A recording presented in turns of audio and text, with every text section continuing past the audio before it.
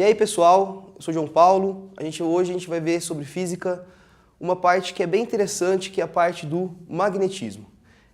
Essa aula hoje ela vai ser bem teórica e a gente vai ver bastante coisa sobre o que acontece, para que a gente usa, por que que tem. A primeira coisa que a gente tem que ter na cabeça é que um ímã é um objeto, geralmente uma rocha, que tem um polo diferente do outro. Por que isso? Isso se deve ao movimento dos elétrons nesse material. A forma que os elétrons se movem nesse material gera um momento que se chama spin, e esse momento é responsável por essa polarização dessa pedra. Então todo mundo já brincou com ímã e todo mundo já viu que quando a gente aproxima um ímã de uma certa forma, você não consegue segurar a atração entre eles. Os ímãs eles vão se aproximar. Mas se você pega um ímã e gira só um deles, você vai ver que você não consegue, mesmo você fazendo bastante força, encostar um ímã no outro. Eles têm uma força de repulsão. Existem até brinquedos que usam isso daí, brinquedos geralmente que tem no Nordeste, que o pessoal tem um bonequinho, a boquinha do bonequinho é um ímã, e ele tem duas garrafinhas, uma garrafinha escrito leite e outra garrafinha escrito pinga. Quando você pega a garrafinha do leite, ele vira a cabecinha. Ele usa justamente a repulsão entre os polos para poder girar a cabeça do boneco. Quando você vai com a garrafinha que vai com pinga, ele usa o oposto. O ímã que está na garrafinha é o oposto da pinga. Então, quando ele aproxima do ímã da boca, vai grudar. Então, ele gruda a garrafinha de pinga. Ele usa justamente uma característica dos ímãs, que os polos iguais se repelem, enquanto os polos diferentes se atraem. Tudo bem? Então, aqui eu tenho um polo norte, um polo sul. Quando eu coloco um outro ímã aqui, se eu colocar norte perto de norte, um ímã vai para um lado, o outro ímã vai para o outro. Eu tenho a repulsão entre eles. Se eu inverto o polo, agora eu tenho atração. Os ímãs vão se atrair. Tudo bem. Primeira coisa que a gente tem que ter na cabeça. Mesma coisa que a gente viu na aula passada sobre cargas elétricas. Quando a gente tinha uma carga elétrica parada, essa carga elétrica ela produzia um efeito em torno dela, que quando aproximava outra carga, elas se atraíam ou se repeliam. E a gente chamou essa região em torno dessa carga de campo elétrico, porque era o campo, era a região que a carga provocava a perturbação. Tudo bem? Nesse caso, eu também tenho uma perturbação em volta desse ímã. Só que essa perturbação não é causada mais pela carga, é causada por um ímã, um material magnético. Então, em volta desse ímã, desse objeto, eu tenho um campo magnético provocado pelos spins. Campo magnético gerando dois polos aqui. Esses dois polos geram um campo magnético. Então, se eu fosse representar isso através de um vetor, eu faria um vetor que liga os dois polos. Então, essa região aqui que está em verde aqui no nosso quadro é a região que está sendo provocada justamente por esse ímã. Então, essa região é nosso campo magnético. Depois a gente vai ver como que a gente calcula esses campos magnéticos. Tudo bem. Agora, se ele tem dois lados, obrigatoriamente ele tem que sair de um para chegar no outro. E como que a gente sabe isso? Foi convencionado que o campo magnético sempre vai sair do norte. Então ele sai do norte e vai entrar no sul.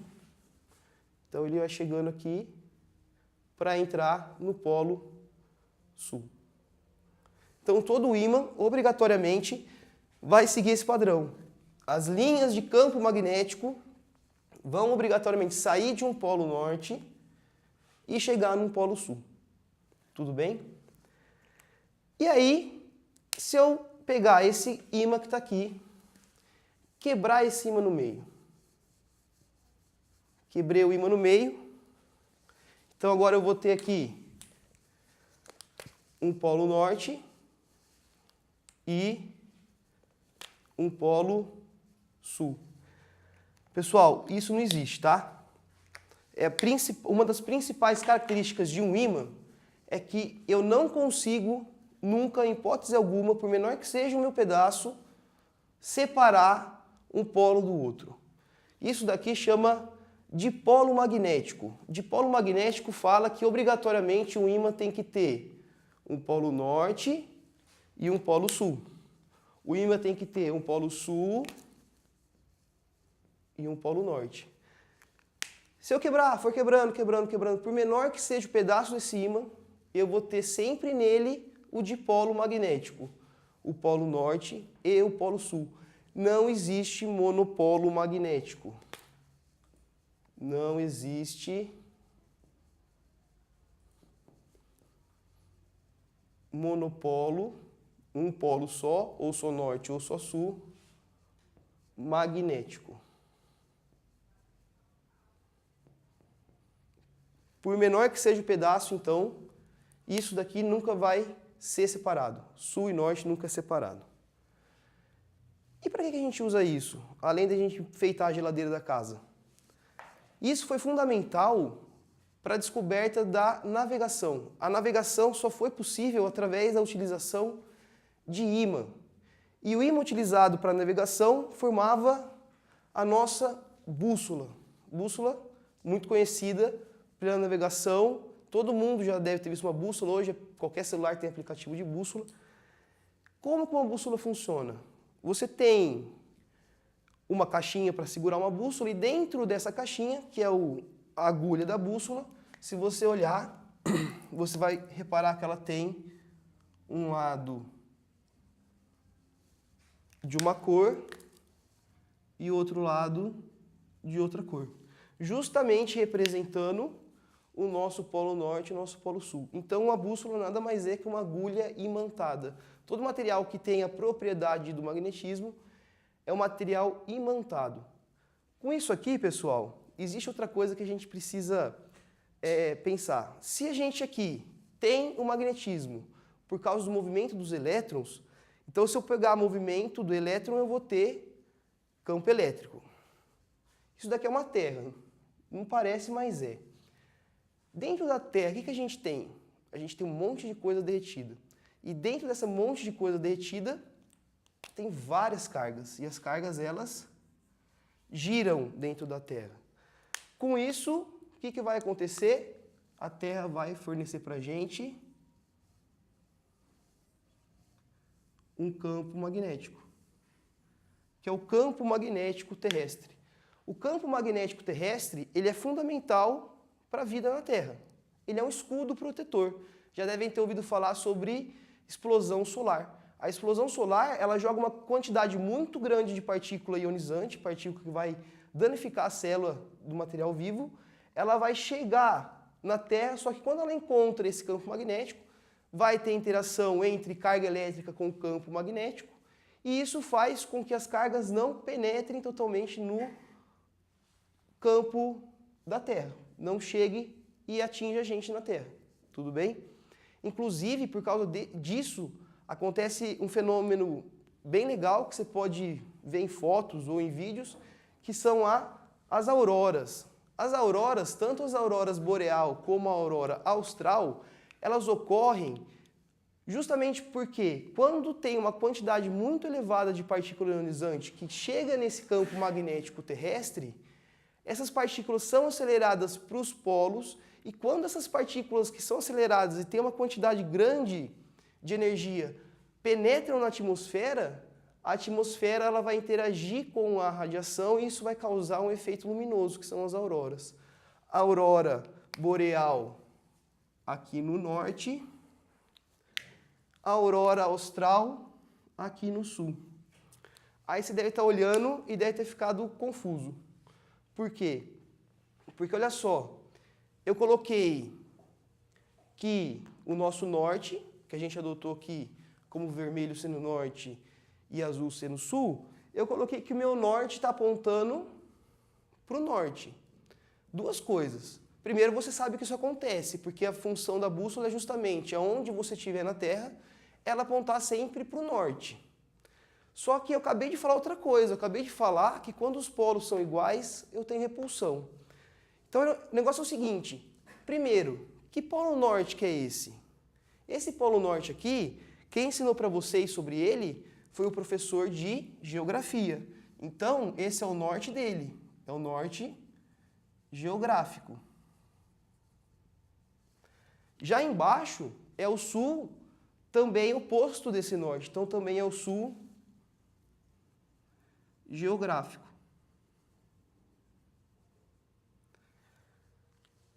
A Terra, ela é um ímã gigante, então eu vou apagar esse desenho feio e dentro dela eu vou fazer um ímã gigante.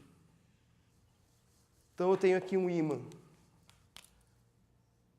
bem grande e esse ímã é responsável por fazer essas linhas de campo magnético da Terra. Só que esse ímã tem os polos opostos aos polos geográficos. Então, esse polo aqui do ímã da Terra é o polo sul. Então, aqui na Terra eu tenho o polo sul magnético. Enquanto aqui embaixo eu vou ter o norte magnético. Com isso aqui, pessoal, ó, voltando, a gente vendo de novo aqui essas linhas que sempre, na hora que estava o meu ímã normal, saía do norte e chegava no sul, se eu faço a linha aqui, ó, ela sai do norte magnético, então ela sai aqui, e entra no sul geográfico. Do outro lado também, sai do norte magnético, que é o sul geográfico, e entra no sul magnético, que é o norte geográfico. Eles são ao contrário. O norte geográfico é o sul magnético, enquanto o sul geográfico é o norte magnético. Então, se você reparar aqui, ó, a bússola tem que estar apontando para a direção que está o meu campo magnético. Então, a bússola ela vai apontar aqui para o norte. Ela vai ter essa orientação. E através disso, a navegação se desenvolveu bastante.